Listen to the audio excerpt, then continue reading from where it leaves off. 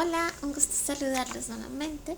En el día de hoy voy a trabajar el tema de la filosofía de la guerra y para esto voy a tomar un autor que me encanta, que es Immanuel Kant. Immanuel Kant nace el 22 de abril de 1724 y fallece el 12 de febrero de 1804. Entre sus escritos más interesantes vamos a encontrar el ensayo sobre la paz perpetua, el cual escribe entre 1795 a 1796. En este escrito él da a demostrar totalmente que la guerra es un mal, es algo inaceptable, que solo puede ser producto del egoísmo propio de la naturaleza humana. Para este autor la guerra destruye la moral. Kant nos explica que la guerra solo se justifica si es para la defensa del propio país, distinguiendo el plano estatal, nacional, del plano internacional. Y él aclara algo, y es que si la acción defensiva de un país del ataque de otro país es moralmente aceptada, partiendo de eso, del concepto de legítima defensa, y que por ende los ciudadanos sí deben prepararse para la defensa de su país, siempre y cuando sea por una situación donde haya una legítima defensa o una defensa de los intereses propios del país. Ante esto, entonces, Kant nos expone que el ciudadano debe ser siempre leal al Estado, asumiendo que las leyes del Estado son moralmente correctas. Con esto él nos dice que si una ley es correcta, entonces yo como ciudadano estoy siendo moral al seguir esa ley.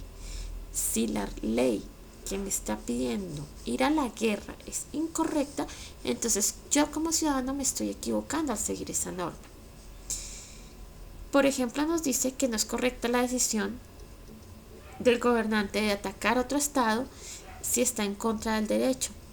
Es decir, si no hay una situación de verdadera amenaza por parte del otro estado, si no es un caso en que se tenga que recurrir a las armas y hacer uso de la legítima defensa, que sería un ataque ofensivo porque el país ya te atacó, entonces te tienes que defender.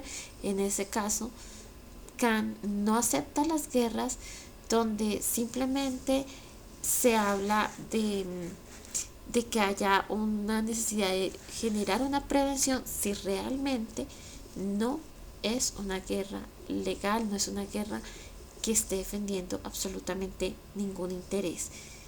Es decir, para él, cuando la guerra es producto del egoísmo humano, esa guerra es inaceptable. Asimismo, pues qué más nos expone, que si el Estado de forma particular decide generar la paz, eso va a generar que a la larga se extienda por el mundo y que todos los estados puedan vivir en completa paz. Y él aclara algo, no es la paz que se van a generar, que se genera por medio de los hegemones, no es generar imperios, no es una paz basada en la tiranía, en el silenciar a las personas, como ya hablaba en un video anterior, y de lo susceptible que puede ser el concepto de paz. Esta es una paz basada en que sea lo moral y lo justo, lo que es aceptable. Para Kant, él expone como el problema del imperio es que tiende inevitablemente a la tiranía. Los hegemones se producen de las federaciones de estados.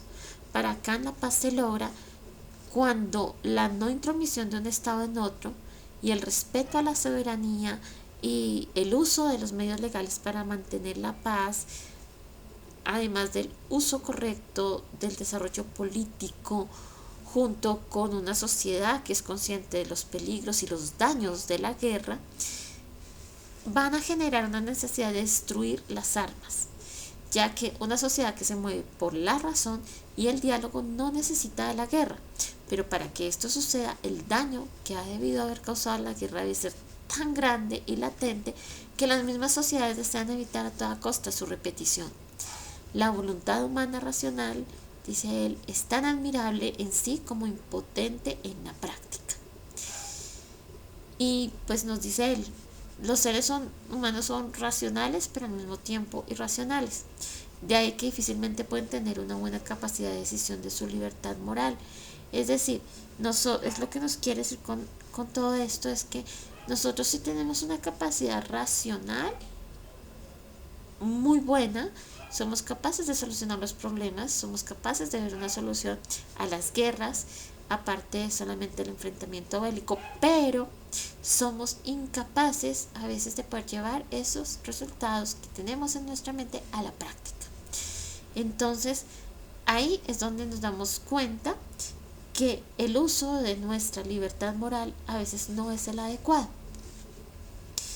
Asimismo, que Kant aspire a la paz perpetua, admite la necesidad del uso de la defensa para preservar esa paz. Con esto nos quiere decir que la paz no vendría por disposición de actitud de los pueblos en general, sino que aunque haya esa actitud y ese deseo de que todos los pueblos vivan en paz, se hace necesario el uso del ejército y de las defensas armadas. Es decir, para que una paz perpetua exista, tenemos que tener una paz legalizada por el pacifismo, porque pues si uno lo analiza en su libro La crítica del juicio, él da a entender esta situación de que la paz sí necesita tener un contexto legal para poder funcionar y un contexto donde haya algo que pueda defender y garantizar que la paz se perpetúe. Cuando uno toma pues a Kant, llama mucho la atención una pintura de Goya del sueño de la razón produjo monstruos. En este sentido, recordemos que los ilustrados fallaron en el acceso a la razón y a la educación. Y en cierta forma nos dimos cuenta que la razón y la educación no alejó al hombre del instinto básico de la violencia, solo le permitió perfeccionarlo, justificarlo y tecnificarlo, pero nunca el hombre ha logrado superar este instinto. Es decir, que por más que hablemos de que exista un contexto donde se pueda producir una paz perpetua, va a ser casi imposible pretender que los seres humanos vamos a conservar esa paz cuando en una cierta forma tendemos a ser violentos y a querer solucionar las cosas por medio de la agresión a los demás. Entonces, con Kant encontraríamos que si bien el Estado puede iniciar la paz y a generar más paz en otros estados a su alrededor, de la misma forma va a llegar un momento en que para mantener esa paz que se vaya perpetuando, así se haga uso de la razón en los seres humanos, así se haga uso de la memoria para ver que hubo una guerra tan difícil, tan cruel, que no es necesario volverla a repetir, de todos modos se va a necesitar que haya unos garantes de que esa paz se pueda mantener, y en este caso se tendría que recurrir a las fuerzas armadas si además se tiene que en ese estado estén reguladas bajo leyes moralmente aceptables. Con Kant encontramos eso, lo moralmente aceptable, que parte de normas que se supone que están tan racionalmente realizadas que no hay forma de que mi moral tenga que chocar con eso que me están invitando a practicar o a obedecer. Bueno, esto fue pues rápidamente un resumen sobre lo que he entendido de Kant en cuanto al tema de la filosofía de la guerra, y pues espero poderlos ver nuevamente. Que estén muy bien, un abrazo y que descansen.